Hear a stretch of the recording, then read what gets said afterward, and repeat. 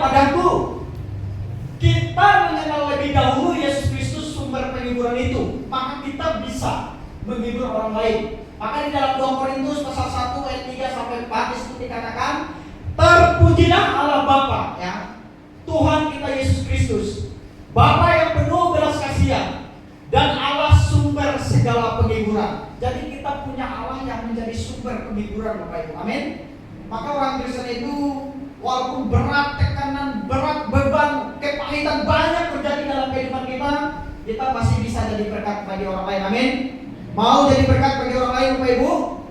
Amin ya. Jangan jadi kutuk bagi orang-orang yang ada di sekitar kita. Karena kita punya sumber segala penghiburan yang menghibur kami dalam segala penderitaan kami, sehingga kami sanggup menghibur mereka yang berada di dalam bermacam-macam penderitaan dengan penghiburan yang kami terima sendiri dari Allah. Kira-kira Yesus Kristus cukup enggak untuk kita, Bapak Ibu? Cukup enggak? Atau kurang? Masih kita perlu apa namanya? Yesus itu nomor 2, nomor 3, atau kita masih pikir masih uang contoh yang nomor 1, atau kita bilang masih rumah contoh yang nomor 1. Oke, Tuhan bilang rumah nomor 1, uang nomor 1. Saya izinkan penderitaan terjadi kepadamu. Mulai merenung. Ternyata rumah bukan yang nomor 1. Ternyata masih ada kesehatan seperti itu ya. Tapi sumbernya dari mana? Sumbernya kan dari Tuhan. Maka Bapak Ibu pernah dengar waktu saya khotbah di dalam ibadah buka cerita Pak Apin yang menginjili orang yang sukses pengusaha. Udah terima Yesus, dia bilang udah tua, tak perlu kerja keras lagi, tak perlu lagi mati-matian. Pak Apin bilang nanti kau setor dengan dokter. Saya mikir kan, setor dengan dokter maksudnya apa ya?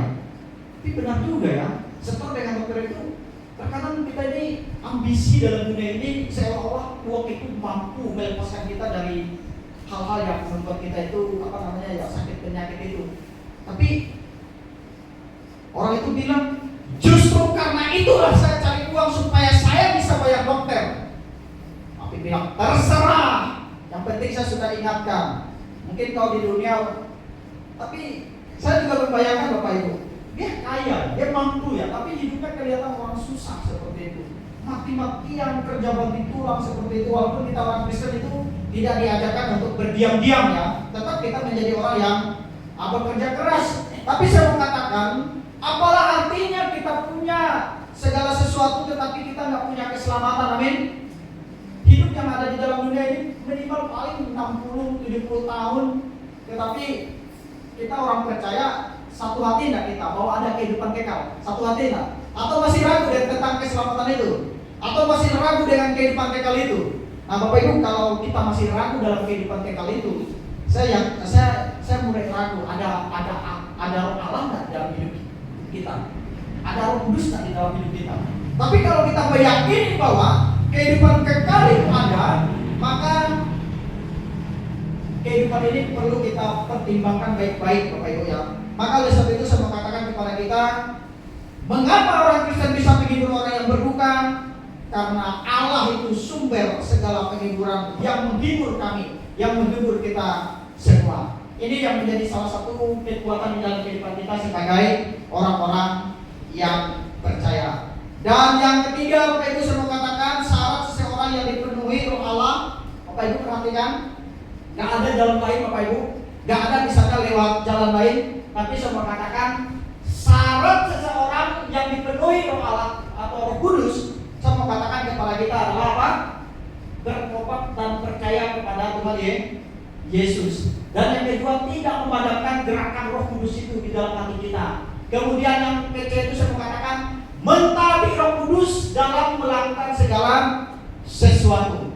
Itulah syarat di mana Roh Allah itu ada di dalam diri kita. Saya berharap Bapak Ibu, jangan roh munafik, jangan roh penghasut, jangan roh iblis, roh setan yang ada dalam hidup kita, jangan roh jahat yang ada dalam diri kita. Tapi saya rindu ada roh Tuhan yang ada di dalam kehidupan kita. Amin.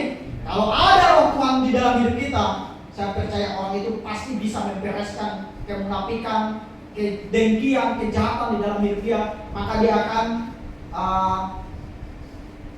saya mengutip salah satu kesan presiden kita ya, 1000 teman itu kurang, tapi satu musuh itu sangat besar sekali, seperti itu ya, kira-kira begitu. Nah, oleh sebab itu Bapak Ibu, saya mengatakan kepada kita, ketika kita ada roh Tuhan atau ada firman dalam kehidupan kita, maka saya percaya kita akan menjadi orang-orang yang akan semakin hari semakin dikuduskan oleh Tuhan. Amin. Dan yang selanjutnya kita lihat kan, hal ini ditunjukkan sebelum di atas, dilihat dulu. Ditunjukkan pada suatu sifat ya. Kalau orang itu ada Roh Kudus ya, atau Roh Allah ada dalam diri dia, pada suatu sifat atau karakter dan kualitas rohani dari seseorang yang dipenuhi yang Roh Allah. Orang percaya yang ada Roh Allah padanya ya, kepenuhan diwujudkan dengan keberanian untuk menyaksikan Injil atau firman Allah, atau diwujudkan sebagai kuasa dalam pelayanan dan menghasilkan buah roh dalam kehidupan. Maka Bapak Ibu, saya memperlihatkan satu tokoh yang next, itu bagian yang keempat, tanda hidup yang dipenuhi Roh Allah. Ya, tanda hidup yang dipenuhi Roh Allah ada padaku. Ini padaku agak sedikit bertukar ya, dengan itu. Tuhan, tanda hidup yang dipenuhi Roh Allah ada padaku. Yang keempat itu saya mengatakan orang percaya itu hidupnya lahir baru. Ada semangat, ada kuasa untuk mengabarkan Injil serta menghasilkan buah-buah pengorbanan dalam hidupnya. Nah, Bapak Ibu, ini salah satu cerita di dalam sekolah minggu tadi saya mulai membayangkan Bapak Ibu, ketika Roh Allah ada dalam diriku. Petrus itu adalah orang yang dulunya dia adalah orang yang berani, tetapi juga dia adalah orang yang munafik seperti itu. Dia adalah orang yang menyangkal Yesus selama 3 kali ya, di dalam waktu Yesus disalib. Maka setelah dia ada Roh Kudus, ada Roh Tuhan dalam hidup dia, maka di situ Bapak Ibu, Petrus dan Yohanes itu sebagai perpanjangan tangan Roh Allah dalam pelayanan mujizat. Jadi ada satu orang di situ dikatakan di dalam firman Tuhan ini, ada satu orang yang lumpuh sejak lahir. Kemudian dia dibawa ke sebuah tempat bait Allah, kemudian dia ditempatkan di gerbang bait Allah, kemudian dia ditaruh di situ untuk tujuannya untuk mengemis, meminta-minta. Tetapi ketika Petrus dan Yohanes lewat di situ, dia juga mengharapkan hal yang demikian kepada Petrus dan Yohanes. Dia juga ingin mendapatkan belas kasihan kepada Petrus dan Yohanes di situ. Tetapi Yohanes dan Petrus mengatakan begini. Petrus berkata kepadanya, emas dan perak tidak ada padaku, tetapi apa yang kupunyai kuberikan kepadamu. Demi nama Yesus Kristus, orang Nazaret itu berjalanlah. Maka pelan-pelan dia bantu dan orang itu sembuh, Bapak Ibu. Orang itu berjalan. Apa yang saya mau katakan bahwa di situ ada kuasa, ada mujizat yang terjadi ketika Roh Allah itu ada dalam hidup kita. Maka Bapak Ibu, kalau Roh Allah ada dalam hidup kita, jangan pernah ragu doakan keluarga kita. Tuhan bisa pakai siapa saja. Tuhan tidak selalu pakai hamba Tuhan. Tuhan pakai siapa saja. Jemaat Tuhan pun Tuhan bisa pakai. Jadi kalau misalnya kita dalam keadaan sakit keluarga kita, mungkin hamba Tuhan tidak sempat datang seperti itu, kita juga bisa doa Bapak Ibu. Kuasa itu sama. Kita sama-sama anak Tuhan. Saya percaya bahwa ketika Tuhan melihat hati kita dengan sungguh-sungguh, maka ada kuasa Tuhan, ada mujizat Tuhan, dan kita semua bisa Tuhan pakai menjadi alat di tangan Tuhan. Amin. Nah, Bapak Ibu, saya berharap kepada kita semua, bila kita melihat dari kasus ini, ketika seorang lumpuh kemudian dia menerima karunia daripada Tuhan, mujizat yang Tuhan nyatakan melalui Petrus dan Yohanes, maka kita lihat sukacita pengharapan itu sekarang boleh dinikmati oleh seseorang yang lumpuh sejak lahirnya. Maka tadi kepahitan penderitaan itu setelah ada Yesus, maka ada penghiburan yang dia alami. Kemudian next, berikut tanda hidup yang dipenuhi Roh Kudus, Roh Allah ada padaku. Kita melihat dari Paulus ya. Paulus itu Bapak Ibu, kita sering mendengar memang dia adalah orang yang sangat membenci ya, membenci kekristenan. Pada akhirnya dia menjadi orang yang dipertobatkan oleh Tuhan. Kemudian selama hidup dia Bapak Ibu, selama di dalam pelayanan, dia banyak mengalami kesulitan. Kemudian kalau kita melihat di dalam pelayanannya Bapak Ibu, dia sampai pada akhir hidup dia menjadi orang yang mati martir, dipenggal kepalanya di kota Roma, dan sebelum dia dipenggal kepalanya di kota Roma pernah dimasukkan ke dalam penjara. Dia pernah dilempar pakai batu, kemudian dia pernah terkatung-katung di tengah lautan untuk untuk menjalankan pekerjaan misi Tuhan, kerajaan Allah. Maka di situ di dalam Kisah Rasul pasal 20 ayat 24, tetapi aku menganggap hidupku tidak berharga bagiku, asal aku dapat menyelesaikan pelayananku dengan sukacita dan memberitakan Injil kasih karunia Allah. Nah, itulah yang selalu dia ucapkan bahkan di dalam 2 Korintus pasal 12 ayat 9, cukuplah kasih karuniaku bagimu. Jadi yang Tuhan nyatakan kepada dia ketika dia meminta, Tuhan cabut duri dalam daging ini, tetapi Tuhan tetap izinkan itu terjadi dalam kehidupan dia. Maka Tuhan katakan begini, cukuplah kasih karuniaku itu bagimu, sebab justru dalam kelemahanlah kuasaku menjadi sempurna. Ia dipenuhi Roh Allah dan rela menderita demi memberitakan firman. Pertanyaannya Bapak Ibu, kita mau nggak menderita? Nggak mau tentu. Lalu kita mau nggak menyelamatkan orang lain, menyampaikan firman Tuhan? Urusan contoh lah, urusan nama Tuhan. Kira-kira benarkah Bapak Ibu? Kira-kira apa yang bisa kita lakukan? Maka saya selalu bilang kepada jemaat Tuhan, ayo kita bagi tugas. Mungkin orang-orang yang tua itu ya, untuk menjinakkan mereka itu susah, ya. Tapi bukan berarti tidak mungkin, karena kita percaya kuasa Tuhan. Saya tahu bahwa orang yang sudah senior itu, apalagi mereka sudah punya prinsip hidup, apalagi mereka bilang kita ini sama-sama punya agama, sama-sama Tuhan kita nggak lihat, betul? Kamu bilang agama saya benar, kamu bilang agamamu benar, kita sama-sama juga belum ke surga, betul nggak? Itu kan yang bisa kita dengar kan? Tapi itu namanya iman Bapak Ibu. Itu namanya iman, bagaimana kita menjadi orang yang rela seperti Paulus itu menderita. Kita mungkin tak menderita menyampaikan apapun kepada orang lain, tetapi yang menjadi penderitaan kita kan kenapa? Takut ditolak, malu, seperti itu ya. Kalau saya tegur dosa dia, maka nanti saya jadi musuh dia. Kalau saya ikut campur urusan dia, saya juga kurang baik juga daripada dia.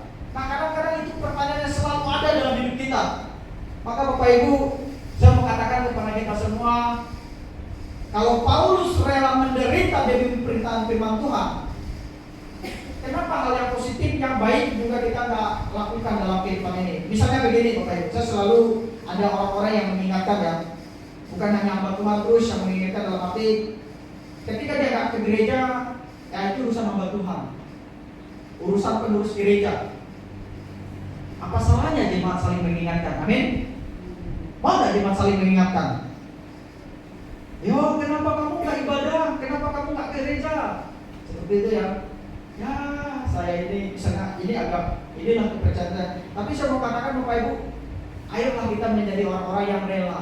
Yang rela dalam arti mungkin Paulus kita nggak bisa ikuti, tapi sesuatu yang baik mari kita kerjakan. Ya, itulah mungkin tanggung jawab yang kita beri, yang kita dapatkan di dalam dunia ini. Gak selamanya kita selalu berkumpul di sini Bapak Ibu, ya jemaat Tuhan di tempat ini. Dan satu persatu saya sudah menyaksikan di tempat ini, udah ada beberapa orang yang sudah tidak bisa kembali lagi di tempat ini, sudah kembali kepada sang pemilik hidup. Nah, kesempatan yang sebentar inilah, ayolah kita sama-sama menjadi orang-orang yang saling mengingatkan, saling menegur. Kemudian kita nggak bisa mengerjakan komunitas ini dengan sendiri. Maka kalau ada Allah dalam hidup kita, saya percaya kita akan selalu bekerja sama. Dan jangan pernah melakukan sesuatu yang dikerjakan itu hanya untuk menyenangkan gereja atau menyenangkan orang-orang di gereja. Itu salah Bapak Ibu. Yang fokus hati kita adalah kita ingin menyerahkan hidup kita menjadi kemuliaan bagi nama Tuhan. Amin. Nah, dan yang ketiga Bapak Ibu, tanda hidup yang dipenuhi Roh Allah ada padaku. Saya mau katakan yang ketiga ini Bapak Ibu. Bapak Ibu perhatikan ya. Janda miskin yang ada hati percaya dan bersyukur. Berarti ada roh Allah ada dalam dia ya. Ada Roh Kudus dalam hidup dia.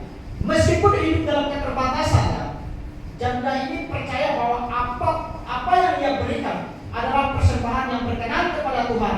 Inilah yang mengajarkan kita untuk selalu bersyukur dan percaya kepada Tuhan, atau bahwa Tuhan selalu melihat apa yang kita lakukan.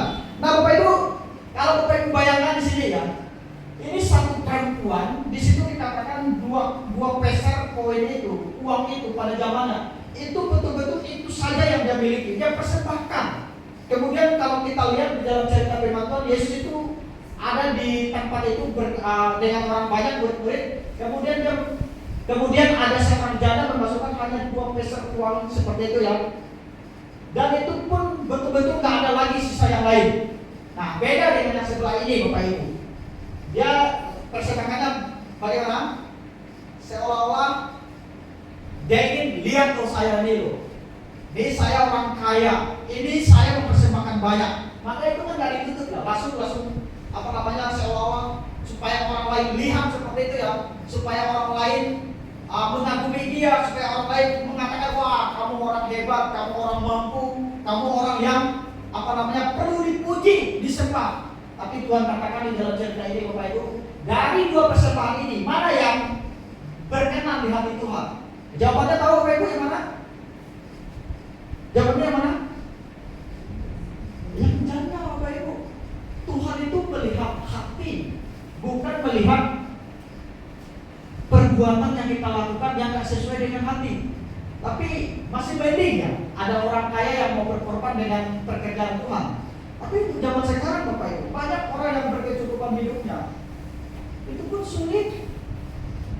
Kira-kira pernah menyadari tak? Padahal Tuhan kasih dia kesehatan, Tuhan kasih keluarga yang baik, Tuhan izinkan dari sekian ribu orang, dia orang yang Tuhan yang Tuhan izinkan dia mengelola harta bumi yang sebenarnya Tuhan ciptakan, tapi dia yang Tuhan beri wewenang. Tapi pun dia nggak berani memberi untuk hal yang baik. Maka saya bilang 50.000 untuk persembahan terlalu besar, tapi 50.000 untuk kopi di sebuah mall atau restoran itu terlalu kecil. Betul nggak? Kira-kira setuju nggak? Kita kadang-kadang traktir orang mampu habis berjuta-juta, Bapak Ibu. Tapi mau memberi pekerjaan Tuhan, kita mikir apa untungnya? Seperti itu. Tapi saya mau kasih bayangan, Bapak Ibu. Memang Tuhan itu nggak perlu duit ya, tapi pekerjaan Tuhan itu perlu kita dukung bersama-sama. Satu, saya mau katakan kepada kita, marilah kita punya seperti janda ini ya. Janda ini yang hatinya itu percaya dan bersyukur. Jika ada Roh Allah dalam hidup kita, maka saya percaya kita tidak akan berani mengatakan diri, wah ini saya loh orang hebat, saya nggak perlu kamu, tanpa kamu juga saya hidup. Orang lain berkata, tanpa kamu juga saya bisa hidup. Maka perang duanya dengan argumen seperti itu. Yang terjadi adalah keegoisan. Maka marilah kita sebagai orang percaya yang memiliki rendah hati, menjadi orang-orang yang mengasihi Tuhan. Biarlah Roh Allah yang mengubah hidup kita. Dan saya rindu bahwa firman Tuhan ini, tema ini adalah sangat penting bagi kehidupan orang percaya. Ada Roh Allah, ada padaku, ada Tuhan dalam hidupku, bukan yang sebaliknya. Sebagai penutup, saya mau katakan kepada kita semua, next penutup, Yesus Kristus mengajak orang percaya seperti Roh Tuhan yang mengurapi untuk menyampaikan kabar baik dan merawat orang-orang yang remuk hati. Kita juga dipanggil untuk menjadi saluran kasih dan penghiburan bagi orang-orang yang sedang mengalami kesulitan atau penderitaan. Tanda orang yang ada Roh Allah, tadi saya katakan hidup ada kelahiran baru. Artinya jubah dosa hidup lama itu ya, kebiasaan lama kita buang. Bahkan kita ada semangat, ada kuasa untuk mengabarkan Injil serta menghasilkan buah-buah pengorbanan kasih dalam hidup kita. Kiranya firman Tuhan ini boleh memberkati kita. Saya mengundang jemaat Tuhan untuk bangkit berdiri, Bapak Ibu. Sambil merespon firman Tuhan ini, saya mengajak kita untuk berdoa syafaat bersama-sama di hadapan Tuhan.